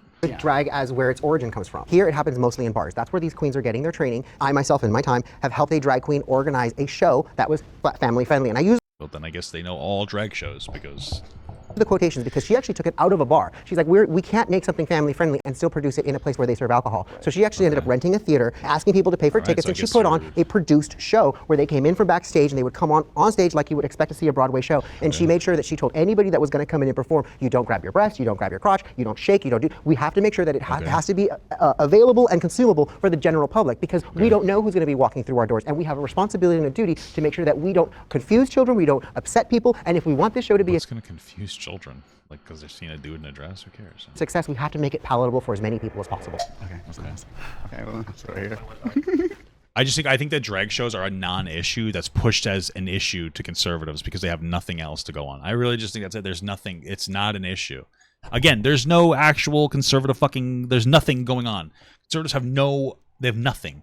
There's no economic reform. There's nothing that's going on. Everything's just like anti-gay and trans. We're uncomfortable. And then some tax cutting, which is not going to work in a technological revolution where we're seeing a displacement of jobs and wages being driven down by technology. We need to figure out a way to deal with that. Conservatives have no platform. If the dumb fucker that listens to my videos and always goes, you just aren't listening to conservatives over and over again while not telling me what their platform is because they don't have one. And he just keeps saying, you're just wrong. Explain it to me or show up in the stream and tell me what is the robust fucking what are conservatives talking about? Because a lot of this is just like anti-gay and anti-trans fucking craze. They're going insane because there's nothing else to talk about. They have no other argument except that like I'm uncomfortable. They don't have any solution to healthcare. They have no solution to wealth redistribution, to the poverty crisis, to the housing crisis. They don't have a solution to fucking anything. That's it. They don't have a solution. So it's just like, let's just complain about fucking gay people all the time, trans people. We don't say the same thing about pop stars. It's literally the same thing, and I think that it's hyper myopic, zoned in because we are queer. It's an easy way to go after us. I don't think most people that don't like drag shows or angry about drag shows actually care about drag shows or have ever even been to one. Yep, I agree with that. I think when you go, you said majority. I've not been to all the drag shows. I can't speak for the majority, but I've been to my fair share in New York and LA, like places where the queens turn out. They put on a show. It is not about being sexual. It's about being smart, funny, witty. They make their costumes. They do their makeup. It is art entertaining.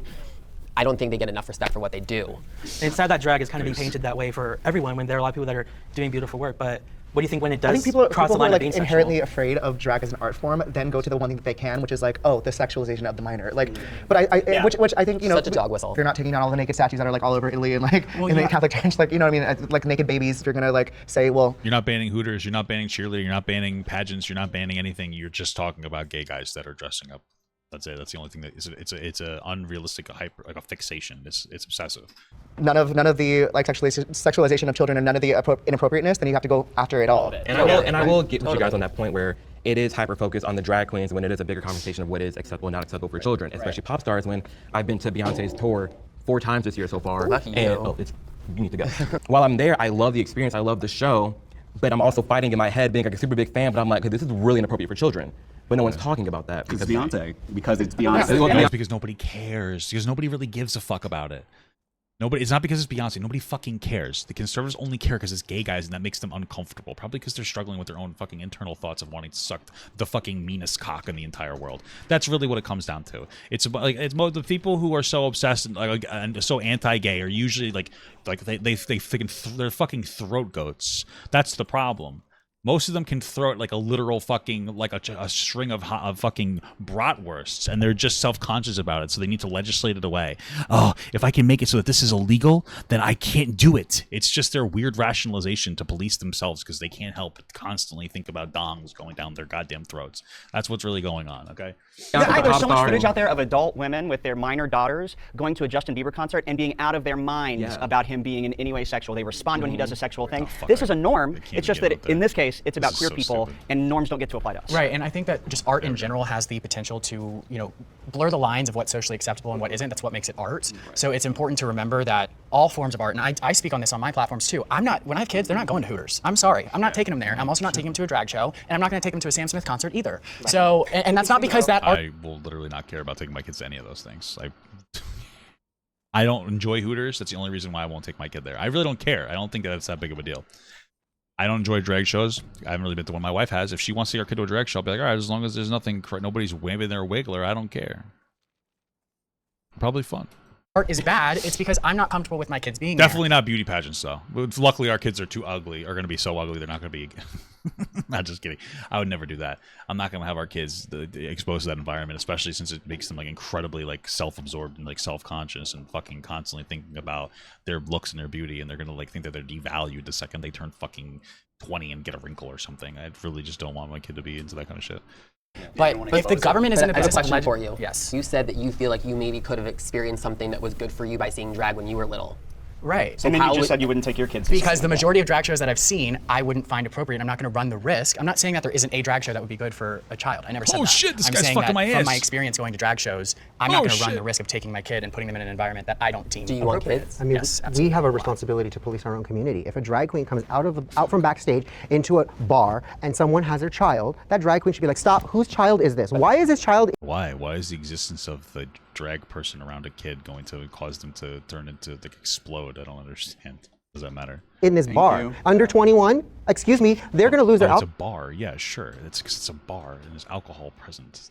What the fuck are you? Okay. alcohol license, especially in California. Although I do think that there are wonderful drag shows that are amazing for adults, also maybe not be appropriate for children, but it's not inherently the art form that determines that. Agreed. I mean, the vast majority of drag shows happen in places that are 21 and up. So it's not as if there's a rash of kids being taken into bars and seeing. But I think it's really important to note that the argument about whether or not a certain art form is inappropriately sexual or not is a tale as old as time. I think drag is being targeted because it pings that part of people who aren't sure what's okay. Adults take their young kids to Hooters all the time.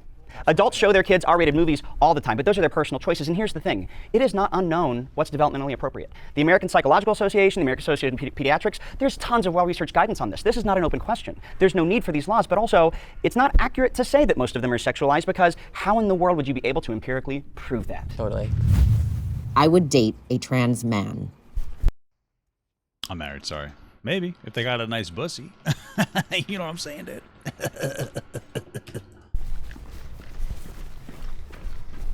Got him. Every trans person has their own experience of what trans is. If that trans man still had downstairs, then sure. Because that's the reason I'm gay. I'm a gay man because I'm a male with male body parts that likes male body parts. I have a question for you. I respect that. Would that change, let's say if you met someone and you were attracted to them based off of what they look like in clothes, and then you found out that their genitalia didn't match what you had expected or assumed, would you still not be interested in them? It would hurt because I would be interested in them. That's happened. Yeah, I mean, he just wants to, hey, listen, he wants a wee-wee. I respect it. Before. I can be interested in a person, but at the end of the day, I'm gay. So if I go downstairs and there's nothing there, or there is a female body part, I can't perform. So then you wouldn't date a trans man, would you? Yeah, that's what you're saying. A trans man is woman transitioning to man. Oh shit! See, it's so confusing. Yeah, so it's like you wouldn't because it's not that confusing. It's very basic. I feel like you should have known what a trans man was. Okay, it's not that complicated. It's trans man, trans woman. Trans man. Which is woman transition to man. That's why it's trans man. No. Okay. You can turn around if you want. Okay. Yeah. No. Okay. So he would have dated wait. So this person would have dated a trans woman. So that looked like a girl but had a penis? Well, that was a girl with a penis, is what I meant to say. Sorry. Okay. Interesting. Reset. I feel like that makes you not gay. I don't know. I think for myself, I've never had the opportunity, I would say the privilege. Personally, it is one of those things where like what I look for in a partner is really what they bring to the table in terms of like intellectual conversation and just the way they make me feel. It doesn't really matter which. I'd say no, I'm not into masculine people. I only fuck feminine. Well, I like feminine men and masculine women, right? So, you know, my wife's a little masculine. I like it. I like it. I like it like that. You know, that's from the thing. That's from that's from the song. We have going on. If we have good chemistry up here, like that's not going to be a problem at all, and it shouldn't be a problem, and no one should really be conformed or confined to what they have in their pants. I was dating someone and they were transgender, they didn't tell me, and we're like 2 months in, and we actually decided to actually do something. I don't think that's fair for me though, because you're not giving me the opportunity if I still want to continue, because that's important. So that's why I don't blame anyone. Sure, I think that like before you get into a relationship, you should tell somebody that you're trans. Absolutely. Any animosity if someone doesn't want to you do any mostly kissing. The only thing is like I'm on the fence when it comes to hooking up. If you're hooking up, I don't think it matters if you tell somebody if you're trans or not, because you're going to hook up. You know what I mean? Like you don't need to know that person's deep fucking. You know, same thing with cheating. You don't need to. You're not going to tell somebody that you're cheating. You're not going to tell somebody that you're trans. Whatever. When it comes to a relationship, sure. But the idea of like a pure hookup is just fucking never made hang out again. So it's like, well, I don't really care. But you should generally, ideally, tell somebody that you're trans before interaction like that. date a trans person because they still get a free meal, baby. Have their preference, and if they are gay, it's not just gender that's important. It's also their sex that's important too, and we don't want to disregard sex as well. How good is it? And what their sexual identity is, because that is important to someone else. I also think, just based on the idea that you're talking about with sex, there's so much more to sex than just penetration or sucking on something specific. I think that there's a lot of different ways to enjoy sex and being sexual with your partner. I also think, for us to sit here and think about the trans experience is completely unfair because we don't go through it. And so for someone who is trans to think about disclosure is safety. For me personally, I think that love is such a special thing, and to be able to find it in any capacity would be a gift. And I think to close yourself off from possibly meeting someone who you are physically attracted to because of what just is in their pants is really doing yourself a disservice. Can we go around and say what we love about each other? I think we all have a sexuality for a reason. That's not discounting the lives of trans people. Like, I think they have the rights. They should be alive. Get the fuck out of here, dude. Totally fine. Respect to them. But I think we're, at least some of us here, are gay for a reason. Our sexuality is reduced to what's between the pants. That's literally the only reason I'm a gay man. We're talking about like what's in someone's pants. Yeah. Would you date a trans woman who still had her penis? I'd be open to it. So would that make you still gay though, if she presents as a woman? I mean, I don't know, man. I feel like it's all about the penis. I understand having a penis preference, but you're saying you date a trans woman?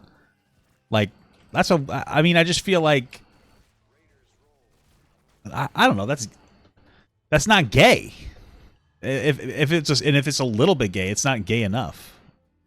You know, it's not very gay. I feel like dating a trans woman, I feel like dating a trans man as a guy would be exponentially gayer than dating a trans woman. I don't even think it's gay, you know? Maybe the pee-pee stuff interaction could be considered a little gay. I get that. But I mean, like, you'd rather date a trans woman as a gay guy? That doesn't get it. You're saying that you'd rather date Blair White.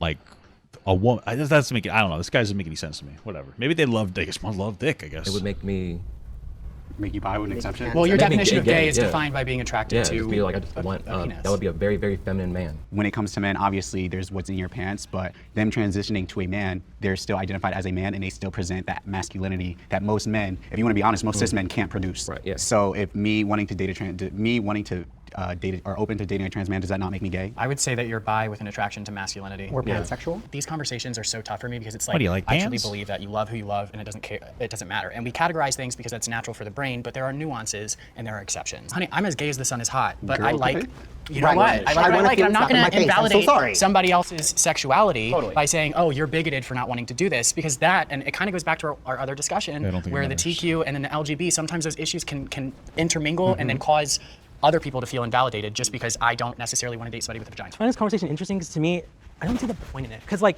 we can argue that someone who is a gay man will date a trans man. It's like, who cares? That's up to them. I know that we have different. I think it just sucks though that gay men are being called transphobic for not wanting to date a trans man. Well, I think that's a little too I think far. we can all agree that's wrong. That's I don't think that's transphobic at all. If that's not your preference or if that's not who you like, then that's fine. Can't nobody get upset at you. But I think it is one of those things where, like, you know, sometimes it is not what you say, but how you say it. You know, fair, yeah. I've gone to like gay clubs and trans people have been there, and you know, we're all supposed to be like under one umbrella. We're all supposed, especially in a gay club, like you would think, like, you know, everybody's just kind of hyping people up, but it's not the case. Where it's like, you know, you step in there, pumps on, you know, wearing a skirt, and you have like six cis gay men eyeing you down or treating you differently, all because you're transgender. So it's not even a situation of, oh, I don't like you because that's not my type, but it's the way you go about it. That's fair. I only didn't step up because I've never faced this. However, of all the kinds of men that I'm into, and I kind of am into a wide variety of men, my assumption is I don't think I'll be sexually satisfied if my partner doesn't have a penis. That's it. That's it. And that's good for you. For you, that's fine. For me, for me, I have other plans.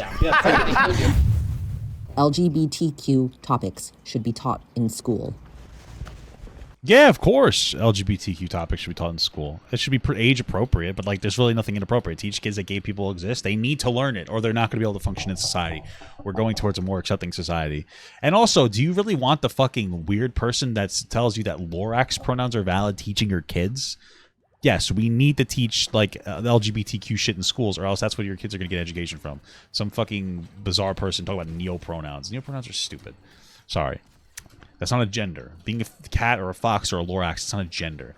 Male or like a boy, girl, somewhere in between, those are genders. Okay? So, yeah. Want to sit in the middle? I'm going to leave that here. This guy doesn't help me. I think age appropriate for sure. Yeah, I exactly. Think it's nuanced. It's age and grade. It depends on that. But sure. There's definitely times growing up when I was in the closet in middle school, I'm like, okay, we're taught men and women, they get together and they have a baby or whatever, especially like 9th, 10th grade. But like for gay people, something that doesn't exist. We don't like women. So like, what is my experience? Like, I'm not reading it in a book. I'm not seeing it anywhere. I'm having to run to the dark corners of the internet. I'm having to experience all these things that they shouldn't just be going through. We should be teaching something at least. But and it goes back to the over-sexualization thing. It's like when people say are iffy about gay topics being brought up in school, it's like, oh, the sex. But it's like, no, like, right? Like, why can't we learn about wholesome relationships, hold them, or like, you know, having good credit, like, you know. Yeah, and learn about the sex too if it's age appropriate. Young people need to learn comprehensive sexual health education. Like, yes, you need to teach kids about sex, like safe sex. Consent is a huge part of sex that needs to be taught. About their bodies, what happens like when you masturbate. Bro, I remember the first time I did that when I was a kid, I was afraid. I shot such a big load. I was scared. I thought something was wrong with me. You know, there's nothing wrong with teaching people about that. Like, teach girls that they get the discharge. I know that's weird, but like, or you know what I mean? Like, you need to learn this stuff. You know, teach them that like things happen to their body and they should be expecting of it. Teach them to have boundaries. Teach them that they don't have to do things they don't want to do sexually. You know, these are all things that need to be learned. So like, yeah, you could teach potentially about, you know, if you're going to teach masturbation, which I don't think is necessarily bad, because it's an alternative to having sex too young, because kids are going to do what they're going to do anyway. But if you could teach them masturbation instead of sex, it's not a bad thing. It's an alternative, because I don't think young people should really be having sex with each other. Irresponsible. They're going to have fucking babies. They're dumb. So, like, yeah, whatever. Teach them, I don't know, but, you know, I don't know. Maybe put something in your ass. I don't know. That's weird. This is getting weird. You don't have to teach kids that. That's actually bizarre as fuck. But teach them about masturbation or whatever they got to learn, you know? You just teach them the correct stuff. Teach them about the Ass Blaster 9000. No, but teach people about like about the shit that they need to be taught. That's all it is. Making good financial decisions, people of the same, like just things that are so much bigger. Well, yeah, and that's why I originally was hesitant to step forward, because there's a fine line. People are talking about the Don't Say Gay bill or the Parental Rights and Education bill in Florida, which was up to grade 3. It's important for kids to know that Haven't they changed that though? Well, the Don't Say Gay bill is stupid, because the problem with it is that it gives the parents the ability to sue on a whim based on something they may not like, which is just a tax drain, a drain of funds at the school. Parental Rights and Education bill in Florida, which was up to grade 3. It's important for kids to know that Haven't they changed that though? Yes. How they changed it since It goes then? up to Okay, 12th well then, grade now. Either way. Well, when it was originally up to grade 3, that's when I would say I agreed with it, right? Because I don't think that it is the government's place to teach my future child about sexuality. Now, hear me out. Why? This is why it's a gray area. When teachers open the discussion to young children about sexuality and inherent sexual attraction, it puts them in a position where they could step on the toes of parents. And that's what I don't agree with. I don't care. There's nothing to hear out.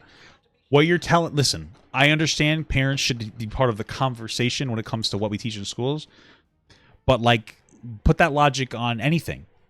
Yeah, I don't think that we should teach that black and white people are equal, because that might step on a racist parent. I don't care. I don't give a shit about a fucking, I don't care. you need to teach it. It exists. You're telling me that we need to respect homophobic parents that don't want their kid knowing what a gay person is. That's stupid. I don't care. I don't care about that. What do you want me to tell you?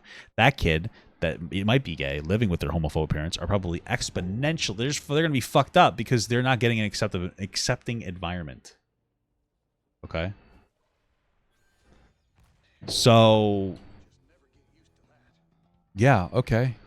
I totally understand where you're going with sexuality. I totally understand what you two said, age appropriate. I think when you're talking about sexuality, that's like sex. That's in terms of like sexual education, sex ed. That's literally what they teach in school. So that right, those and I'm types not of for talks. that either, which is the point I was going to make. Okay. I don't think I'm a conservative who favors small government. I don't think it's the government's place to teach anyone's kids about sex. And I know there are kids that may need to learn about it because their parents aren't good parents, but I don't think that exception makes the rule. And kids need to learn about safe sex protocols so that they don't get hurt. What are you talking about? What you're saying? Okay, you're just wrong. What you're doing is leading to a more dangerous society. Like, not teaching kids about consent and sex leads to kids getting sexually exploited. It leads to kids not understanding their bodies. It leads to confusion. It leads to like taboo, like making it a taboo to have sex, which just once they start having it and realize they're not going to explode. Because the only alternative is abstinence sexual health education, and absent sexual health education is dumb. It's wrong because it just makes it leads to a non-education on STDs and other things and safe sex practices. It's just a dumb idea. Wait, that's good for you. Yeah. I'm sorry, that's good go. for you, but it's taught. With the way the world is moving now and the way that the community is just so open and so expressive, and the child is going to see regardless. So like he was saying, instead of going to, the dark web or, just looking stuff up on your own and having no guidance, if you're going to teach somebody or if somebody's going to learn it, you rather them learn the correct way. I can totally get down with that too. You want to have parental rights in what they're saying. My whole point is that it has to be all or nothing. We can't keep straight sexuality and I then agree. I agree. Hey girl. Always me. Sorpresa, sorpresa. I'm kidding. I was listening and I actually helped pass a bill that made it legal to beat up kids in schools. Like, what is this guy going to say? Clarkson kind of made the point that the government really shouldn't be in the business of teaching your children about your sexuality. No one taught us how to be gay. Who taught you how to be gay? What are you talking about? The government needs to educate people on things. Anybody? Was it the internet? Okay. It would have. My uncle actually, I didn't know he was gay. So it was a family member. Yes, I didn't know he was gay. For me, as a gay man who grew up with parents who were very, very prudish, they had no idea. They didn't even want to have a conversation. I am that example. That should have been taught at school, but I learned. I figured it out on my own, just like many of us ultimately do. I know as an individual, it would have helped. It's not just that. It's not for nothing, but LGBTQ education isn't really for gay kids as much as it's for straight kids that need to understand that there's nothing wrong with it. Wait, how did I get fucking resurrected? I'm so confused. That's more than anything else who it's for. That's who needs it. Like, young kids, they need to be taught empathy. They need to be taught that gay kids exist and are valid. Helped me if someone in my own family, I thought I an died. uncle, a I'm so parent. confused. For me, I think it's a government's job to start educating these parents because the parents need to have these sensitive conversations with their children. I mean, that's fundamental to anything. Anytime that there's like an issue going on in the home, they need to do, but they can't do that. They literally have no access to the parents. They're not going to be able to educate parents. So they need to educate the kids. The best metric for a child's success is the parental involvement. And what we're doing right now, where we're teaching the children about sexuality and completely not involving the parent, we're leading them down a road for psychological issues because... No, you're not. I know better math than my dad does. It's going to lead me to a fucking psychological problem. No, it's not. No, it doesn't lead to any problem other than the parents are going to get pissy. There's no actual psychological fucking problem with teaching kids in schools LGBTQ, but not the parents. Like, parents should learn as well, but like, that's a literal nothing argument. You're having a nothing conversation. What psychological problem? Show me anything that's going to show me that there's going to be a psychological problem when the kid is taught like affirming LGBTQ discourse in schools, but the parents not taught. What the fuck are you? The psychological problem would be homophobic parents. That's the problem. The hell are you talking They've about? got no support system at home. We're creating a school system that's supportive. They're not going to get a support system at home. Like, with your logic is that you're going to be able to re-educate like an incredibly religious person that is so horribly homophobic that they like hate gay people and they want to legislate away from their ability to exist. You're going to educate that person with what? It's a fantasy. What you're saying isn't realistic or practical, or it's not real. It's not a serious suggestion. And a home system that they think is unsupportive. We live in 2020. Explain the structure. How would you even do that? You're going to force the parents now to take LGBTQ courses? You think you're not going to have a problem with that? You're already having a problem teaching kids fucking comprehensive fucking education in schools. You think that the parents are going to be like, yeah, force us to go to school and take a class on why gay people shouldn't be beaten up? What are you talking about? 23, most of the people are very accepting. Parents are understanding, but parents have to know what's going on in their children's lives so that they can be prepared. And I think it's the school's responsibility to prepare those parents, not to have children have these conversations with parents, because children do Oh yeah, not you're preparing future parents to have the conversation with their kids. teach their parents. How do you get parents involved when they don't support it though? Like I have a lot of really good friends who are educators and they want the parents involved, but a lot of their parents are coming to school already queerphobic. Right. See, and that's the challenge. That's the challenge for the schools. Yeah, if only those parents learned at a young age that gay people were valid, maybe there wouldn't be as many problems. How do we do that though? How could we do that? Oh, you teach them as kids. Oh shit. And then they become parents as adults and they're more accepting. I'm gonna fucking shit my pants. Not the school's job to overstep that unsupportive parent. It is. And then shelter that child, because now that Oh, you are being abusive to your LGBTQ kid because you're not accepting of them? Well, it's not our job to stop that as a society. You know, we don't. Hey, it's not our place to overstep an abusive parent. Not my place. What are we? What are we? A robust societal structure that's supposed to be helpful to people? What are you talking about? child has created a two-world system where I feel safe here, but I don't feel safe at home, and then the state comes and takes the children, which is happening. So you're saying that it's better if the kid doesn't feel safe anywhere instead of just at school? This argument, you hear what he's saying? This is ridiculous. The school's job to overstep that unsupportive What parent the fuck and are then you shelter that babbling child, about? because now that child has created a two-world system where I feel safe here, but I don't feel safe at home, and then the state comes and takes the children, which is happening. How do you feel about Okay, first of all, they're not taking their these kids because the parents are homophobic. It's just not. Oh, I'm gonna die. It's just not happening. Okay, I just wanted to be clear. It's incredibly hard to lose your kids, and I'm not saying you should necessarily lose your kids, but it's just not happening. You have no there's nothing that supports that's actually happening. So I don't know what you're talking about. Second of all, your argument's silly to not have a safe place for the kids. If anything, that's a good thing for them. At least they have a safe place somewhere. Like, how do you feel about school saying, "Oh, we're going to teach your kid this," and the kid comes home with a waiver? Like, if they sign it, then you're okay with the school teaching it. But if the parent doesn't sign it, then they go in another room. No, I think that's what's the point? Yeah, we want to teach your kid that gay people are valid. No, I'm against that. I have no. How about we come up with a standard of care based on the teachers, the people with actual degrees, and let the parents have an involvement as well. But ultimately, you don't listen to the parent who's not the teacher because it's not their fucking job. I'm not going to go to a truck driver and tell them how to drive a fucking car. So maybe, they don't tell the educators how to do their thing. And again, they should be able to give input. I don't disagree with that. Oh my God, I'm going to fucking die again. Oh my God. Ugh. Jesus Christ. Oh, Jesus Christ. Hold on. I'm getting him. No, I'm not. Yeah, parent teaches it. yeah, Are you cool with absolutely. something like that? I would completely agree with that. Yeah, I don't agree with that. That's basically just what you're saying. Hey, how do you feel about just doing what we're saying, but in a way that makes it seem like we care about what you think? A waiver. No. Yeah. I just keep thinking about it as you say that is, I have a friend who had a great life at home until his parents found out he was gay. And then they shut him out. They kicked him out of the house. They still haven't spoken to him. He's in his late 20s now.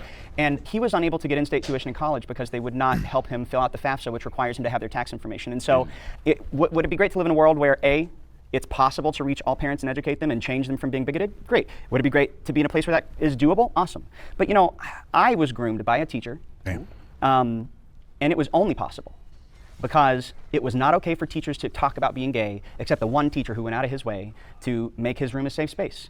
And because he was the only teacher and happened also, separately from being open, to be a pedophile, he was able to groom myself and others. And so unless and until kids feel like they can be completely safe wherever they are, and knowing that changing parents is kind of an impossible lift, to be frank, not making it mandatory to create safe spaces for LGBTQ kids in schools is begging for disappointment, begging for failure. And to your point about learning about being gay, the ways I learned about being gay, especially from the internet, I'm almost 40, there's baggage from that I still carry with me. 100%. And so if I had been comprehensively educated when I was a kid in school, my life would be meaningfully different today. I think for me, the easiest thing to look at is like where you have sex education, teen pregnancy goes down, right? Yes. Education is power. I think it would be something similar for queer people. Like if we had information about who we can be and how we can exist in all these different ways, it would empower kids in a way that they should be empowered. There wouldn't be billboards for PrEP everywhere.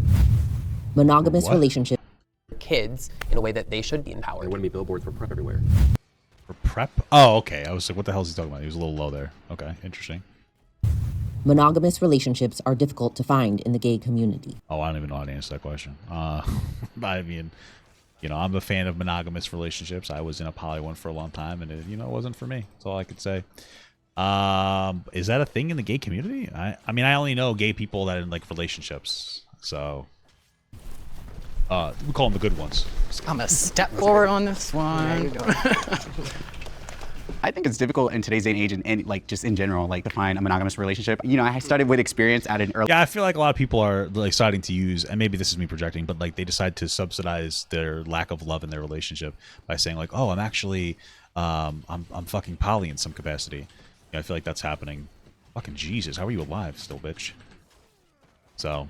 Earlier age. So I'm 22 now. I lost my virginity at 16. Me being 22, I know from all the experience with different partners and just having, I guess my fun, I am looking for something with substance, I'm at the age gap where a lot of, people around my age, they want to have their fun. They probably just lost their virginity. You've heard that open relationships are more common in the gay community. I mean, if that's true, it's because it's guys. Guys, like, again, guys have a different relationship with sex, and I feel like that's probably what it's going on. Nothing to do with them being gay. It's just because guys usually are like more like that. 18, 19, some people are losing their virginity now, which is fine, you know what I mean? So they want to experience life or hookup culture, and then there are some people who that's just what they want to do for the rest of their life. They don't want to be tied down. So it makes it very difficult because a lot of times, even meeting someone, it's one of those things where they want their cake and eat it too, like, I think there's something to be said about a lot of gay men, and again, this is straight people do this too, but we're just talking about gay people that say they want monogamy, but they don't actually want it. They just want it for the person they're with, and that's a little shade to my ex. But anyways, no. But I think it has more to do with the fact that we are very focused on our pleasure a lot in our community, and we haven't really learned, not necessarily to repress it, because you shouldn't repress sexual desire, but we haven't really learned how to control it in situations that are particularly hard. I don't know if I agree with that. If that is true, though, it's because religion isn't very accepting of gay people, so they're not going to really pick up on like religious ideology of being repressive to your sexual needs. And getting in control of it is a good thing, but I'm just saying that's probably what we want. To do, like if you're around somebody that you're extremely sexually attracted to, if you haven't, taken the time to examine yourself and make sure your actions correlate with the way you want to live, then you're going to cheat, or you're going to need an open relationship because you just have no capability of doing anything otherwise. I think we're still healing from the generational trauma that came from the AIDS epidemic. I think a lot of people are still trying to figure out how to heal from that, and I do think that we have a big problem with substance abuse, sex addiction, and I think that needs to be addressed as a community. And I think as we start to look at like why we are leaning into these things that are less productive for us on our like regular lives, we can start to realize maybe like this is part of that. I think whether it's monogamous or non-monogamous, it's a couple's choice to figure out what works best for them. I think we've become very married to the idea of marriage in general, where people are willing to get divorced and remarried and divorced and remarried, where it's like you're not really married to the person, you're married to the monogamy that comes with that marriage. I hear a lot of gays complain about this, but then they're looking on Grindr for a long-term relationship. I don't know how you expect to do that, and who I have talked to, they're looking in the wrong places, it seems. I mean, women do that too with Tinder. Those are generally casual sex hookup apps, but like where else people find it? Most of the time people will find their partner in person at like an event, which is just not happening as much lately. People aren't going out as much, right? So it seems like there's a need to like have a monogamous relationship, and I think that's good because I have one, but like since divorce rates are so high, I wonder if it would be best if people did share each other, not like all the time, but it's like you date someone, maybe you try something else with someone else. I'm not saying that's the right way. I just don't know because I get what he's saying. Like, so if your issue centralizes around feeling like you need to sleep with somebody else or something, maybe a non-monogamous relationship might be good instead in that capacity. No. Work and some don't. I don't know. I think love involves sacrifice, and I think sacrificing your desire for somebody else for the person you're with is ultimately what makes your love grow deeper. It's very hard for me to see an open relationship and think you're not willing to just commit to one person and just not be with somebody else. But is that a Christian idea? Is that a heteronormative idea? No, it's just an idea of me. Idea, because yeah, I mean, probably part of that might be a Christian idea. I don't know. Student of science, the most stable bond is a pair bond, period. Sure. But a pair bond for how long? It can be forever. I mean, my pair bond, I'm expecting it to be forever. Is there nuance in that though? Because even as straight couples, there's like, you get in the 40s and 50s, there's swingers everywhere. Oh, absolutely. We did not arrive at monogamy. Yeah, I mean, it makes sense. I think that when you're raising your kids, you're probably going to have put a lot of. Listen, here's the thing: everybody has a certain emotional capacity that they can divulge, and as you have kids, that's gonna use up some of your emotional capacity. Getting a partner, the more partners you have, everybody's gonna have a different emotional tank. So maybe that's why when people get older and after they've raised their kids, they have a bigger capacity to be able to, I don't know, fuck around or something, and they're more secure in their relationships. Part of it is a security thing. But yeah, whatever, man. You want to do your thing, do your thing. Monogamy through evolution, it's a combination of some things, and there are benefits to pairing, but there are plenty of mammals in the wild that don't do lifelong pairing. One of the leading drivers of divorce is cheating, and it seems to me taking that off the table is a great way to prevent that one pitfall. Some of the happiest same-sex couples I know are in open relationships, and they make all kinds of other sacrifices for each other, making space for each other in other ways. I think we might be best served by surrendering that one of these is right and one of these is wrong, because we put each other and ourselves in a position of an expectation of, I should want this, or I should want that, I should be this, I should be that. And if that's inconsistent with what best serves us, that's a recipe for a failed relationship, regardless of whether or not it's supposed to be open or closed. You know, I just want to say that I really respect and appreciate all of you, and I even those of you that I disagree with vehemently, I see a lot of humanity in.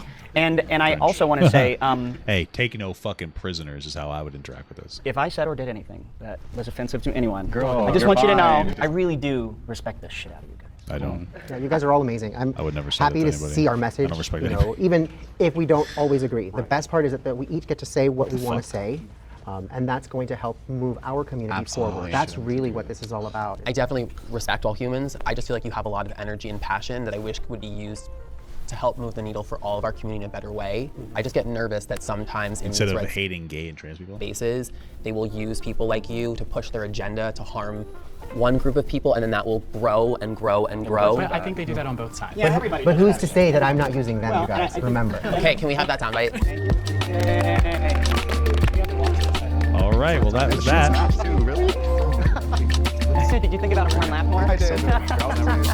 That's that. Okay. Well, good video. It was annoying that I couldn't watch it on stream, but hey, what are you gonna do? Anyway, guys, that's it for me here. Yeah, we'll do a movie watch. Maybe I will do a movie watch one day. We'll find that out, but that's for another time. I appreciate you guys hanging out here. All right, so take care. Have a good one. I love you. Bye, everybody.